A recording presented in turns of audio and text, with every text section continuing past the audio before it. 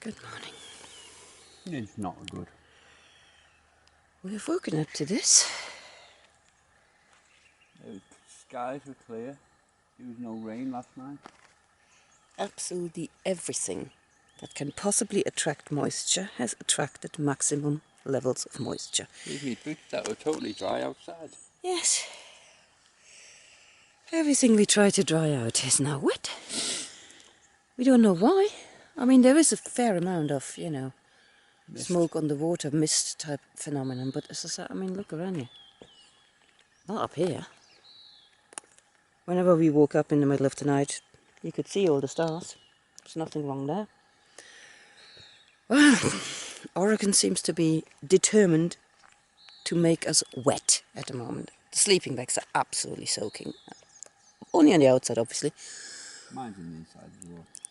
Soaked right through. We are dry, so it definitely did not rain at any point. I mean, there was not a drip of water on my face until the tent started dripping this morning, obviously. So, yeah. Don't know.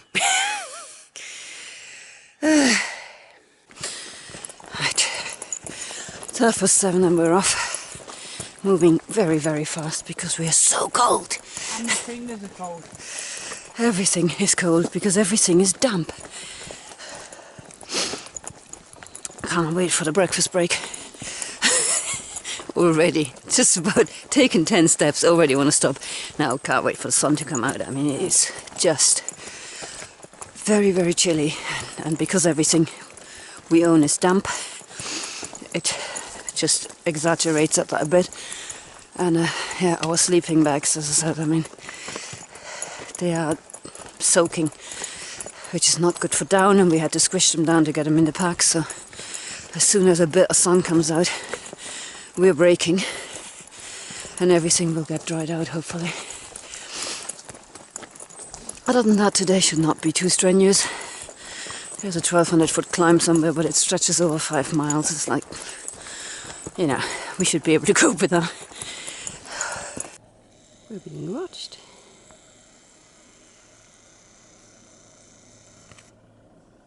Hello, young buck. You just about see the horns. Nah. We've reached the Howard Prairie Canal. Breakfast time. Guess who got wet last night?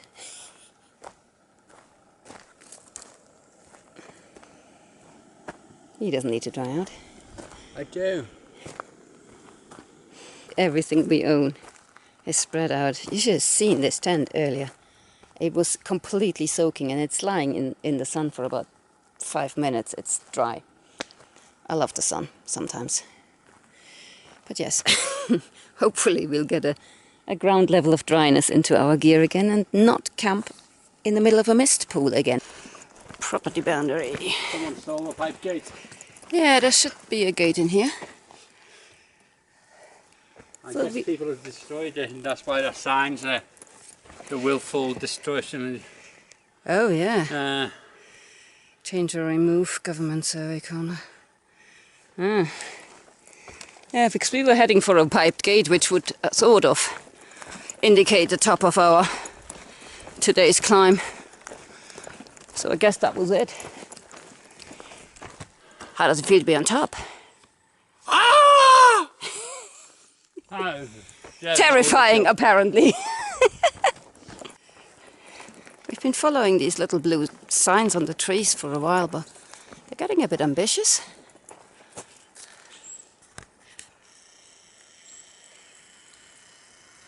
I'm not climbing any trees, I'm sorry. Apparently they want us to go up. What? Apparently they want us to go up. Ah. Not with this backpack, you know. Well, this is what most of today's trail has looked like. Only the arrows were pointing more left and right rather than up, but Just came up to this junction. Oh, look at that. Ooh. But anyway, we're going to head down to the South Brown Mountain Shelter just to have an explore. It's 300 feet. Can't hurt, can it? Oh, wow. This is very nicely done. That looks really new, doesn't it? Like newly renovated or whatever. Been for a while. Yeah, the shelter has, but I mean the roof's perfectly conditioned. That'll be the interesting water pump. Okay. It's novel.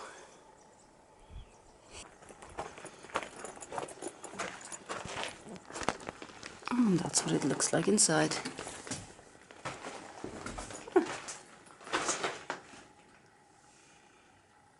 Difficult to see.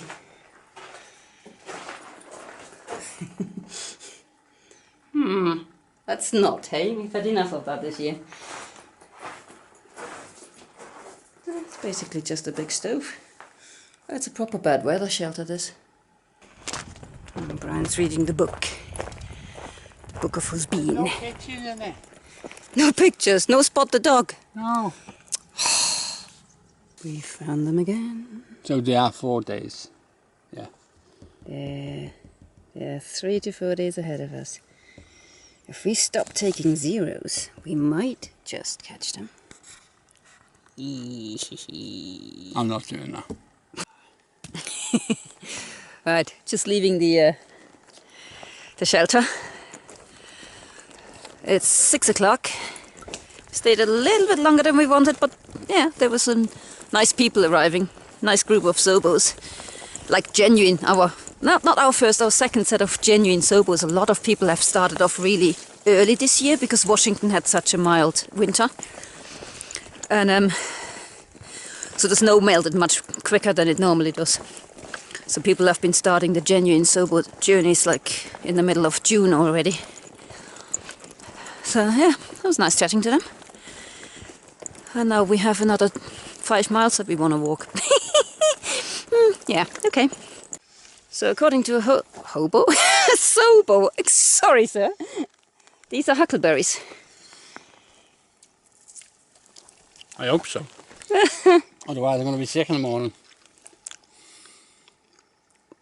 Okay, yeah. Very close to blueberries. Bit more tart. Nice, yeah. Refreshing. Go away, lava rock. It hurts my feet. Yep, we're back in the lava rocks. We knew it was going to come at some point. Didn't expect it quite so soon. Path is perfectly good, so not actually walking on the lava rocks. Well, sort of, a little bit. Yeah, gotta watch where you go. The sunlight's right in front here. It's a big field. It's a what? Big field. Yeah, it hasn't stopped. I hope it's not much longer. Nah. Feet starting to hurt.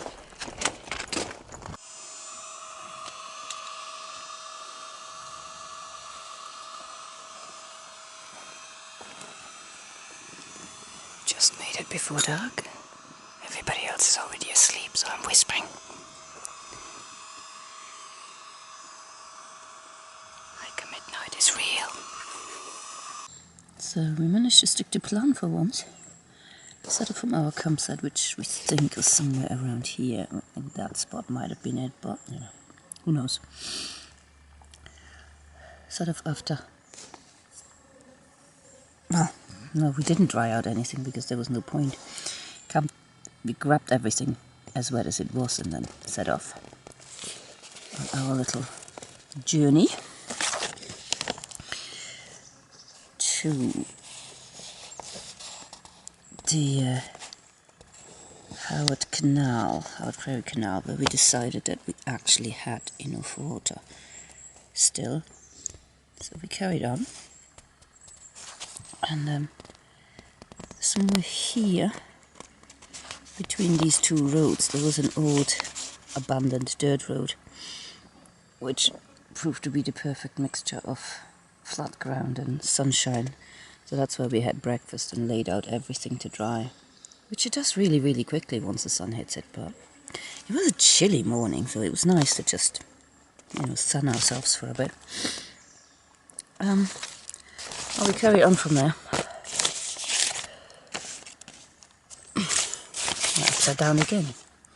I will learn to turn pages eventually. To this spring here. This is where we topped up. It's just off the trail a little while, but it's really easy to get to. Nice spring. And then we started our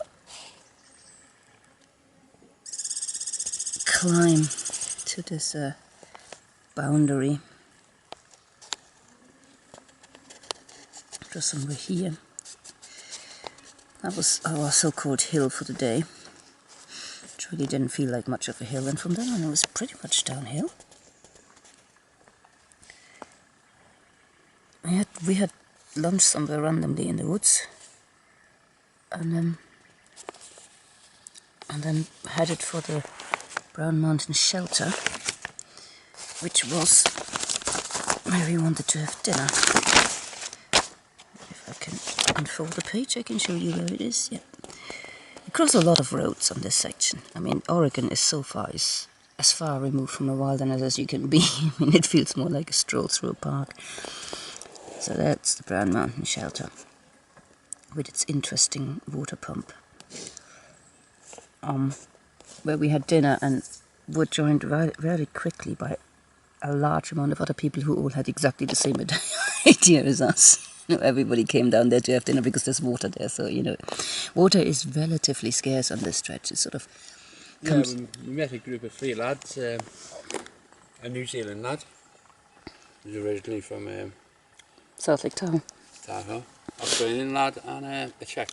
Yeah. They were all nice, and they worked out how to work the pump. Yes, there was a bit of a trick to the pump, and somebody had told them about it, so they helped us get the water from it, because the handle's actually broken, so it's kind of a two-man action where you've got to lift the top of it physically yourself, kind of thing. It's hard to describe. I should have really filmed it when they did it, but yeah. Yeah, those were the southbounders I was talking about. They were a really, really nice group. So yeah, we sat there a little bit longer than we had originally planned, just because, you know, when you meet nice people, you chat. We set off at about 6:30, and continued. We thought we'd do an hour. And after an hour, we were so close. I think we were about here to where we'd wanted to camp, which is not on these maps, oddly enough, because, I mean, it's a nice big spot. We went through quite a lot of lava stone. Yeah, the lava stone is here. And it looks like it's going to continue beyond the point where we stopped. But we stopped somewhere here in a largish camp spot. Hello, people. Hello again. Welcome to Mars. I can't even do the hand thing. Well, this is the end of week 20. Where we did not get to Mars, but we did get to Oregon. Finally. Yes. It's also the week, obviously, where we then said at the border of Oregon, well, in Ashland, said farewell to Jay and Patsy. Hello. Miss you. Miss you. Who we had been hiking with on and off for, I don't know, since Sierra City, actually. Yeah, it's one of those, you know, where you met there, and then occasionally you met, and then we leapfrogged, and they leapfrogged us, and then eventually we fell into a rhythm where we actually ended up hiking together, and they were such great company. Yeah. They were, however, only section hikers. So this is what we want to talk about today. The snobbery of through hikers. Well, some through hikers. It's a really, really small percentage, thankfully. It's more an online phenomenon, I think you'll find, when you know, this really goes out to people that think, oh, I'd like to hike the PCT. I can't take off 6 months of my life to do it. I'd like to do it in sections. And then you might join one of those Facebook groups and get some keyboard warriors basically spoiling it for you, because they seem to suggest that through hikers, section hikers should basically stay at home because they're not proper hikers and stuff like that. And it's like, they sort of say, well, they're not experienced enough. I mean, Jay and Patsy, for the section they were hiking with us, were hiking the exact same miles, on the exact same terrain, in the exact same weather. They hit the snow down by Donner Pass, well, not quite Donner Pass, but afterwards, the one that came out of Sierra City. They ran out of food just like everybody else. They had to you know, plan their water like everybody else. there is no difference between people that hike sections and people that through hike. In fact, none of us, I mean, we won't be anyway, time will now not allow for it, but none of us are through hikers until we have touched both terminals. You're just section hikers hoping to get to the end. And it's really unfortunate. As I said, luckily, amongst the people you meet, there's almost nothing. But you do ever so often see these comments that are sort of a bit snide, a little bit sort of like, oh, did this Oregon is a bit full of section hikers. It's like, yeah, suck it up. It's full of you lot as well, And they'll say, oh, day hikers as well. But all we are, day hikers doing it every day. We're day hikers that happen to sleep in a tent. I mean, it's just, I don't understand where this us and them mentality comes from, that some people seem to feel the need. I mean, because all we do is walk. Yeah. We're not special. We've just been lucky enough to get time off at work or afford the time off. A lot of people can't do that with mortgages, kids, family, but we were lucky enough to do that. Yeah. Because of, and as this year has proved to us and hopefully everybody else, in many ways the PCT makes a heck of a lot more sense as a section hike. So people that want to do the whole trail in sections can go and choose times of the year when the trail isn't trying to kill you. Yeah. Bonus. If we lived in the States, that's probably how we would do it, to be honest. Because there is no good way to do the PCT from start to finish, either direction, where you hit every single section at a good time. You will always hit something at the wrong time. You'll either be in the desert when it's too warm, you'll be in the Sierra when it's too snowy, you'll be in Oregon when the mosquitoes are trying to eat you, you'll be in Washington too late. Whichever way you time it, something's gonna get you. So section hiking, it's the way to go, quite frankly, unless you have something to prove. And you do get a lot of people saying, oh, well, it's full of tourists. Yeah. What are we? It's like, exactly. People are doing a through hike, a tourist. If you live somewhere along the trail, then you won't be a tourist for one small section of it, but everywhere else, we're all just tourists. We're just tourists that have a backpack on our backs and sleep in tents every night. As I said, please, I just want people to know that it isn't prevalent, this slightly arrogant attitude. It's very, very rare that you get to feel it, or that somebody makes a comment where you think, okay. It's like so many things that are negative about these trails. It is largely an internet phenomenon.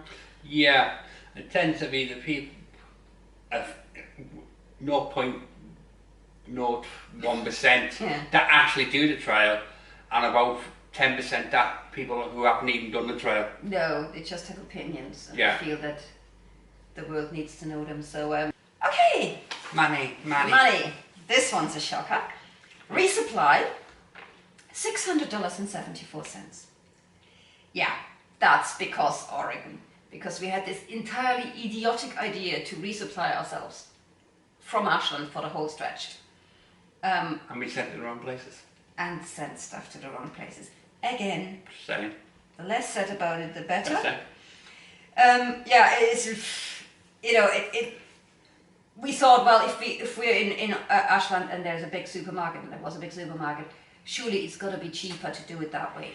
It wasn't. No. Honestly, I don't. The resupply companies are a lot more cheaper.